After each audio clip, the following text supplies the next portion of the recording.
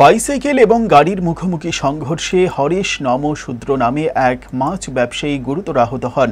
তার বাড়ি কমলপুর বামনছড়া পঞ্চায়েতের নন্দকিশোর পাড়ায়। ঘটনা মঙ্গলবার দুপুরে কমলপুর কুমারঘাট ২০৮ নম্বর জাতীয় সড়কের এরার পার ধলাই ব্রিজের কাছে। জানা যায়, মানিক ভান্ডার বাজারে মাছ বিক্রি করে জাতীয় সড়ক ধরে বাড়িতে ফিরছিলেন ইরেশ নমশূদ্র। এই সময় বিপরীত দিক থেকে একটি দ্রুত গতিতে গাড়ি এসে তাকে ধাক্কা দিলে সে মাটিতে পড়ে যায়। সঙ্গে সঙ্গে গাড়িটি পালিয়ে যায়। খবর পেয়ে ফায়ার সার্ভিসের কর্মীরা ঘটনাস্থলে এসে আহত ব্যক্তিকে বিমল সিংহ মেমোরিয়াল হাসপাতালে নিয়ে আসে। বর্তমানে মাছ ব্যবসায়ী ইরেশ নমশূদ্রের অবস্থা আশঙ্কাজনক। গাড়ি ধাক্কা দিছে? তার নাকি বাইকে আসলো? না, সাইকেল লইয়া। বাইসাইকেল? তার নাম কি? হ্যাঁ, বাড়ি কই? বামনছড়া। বামনছড়া।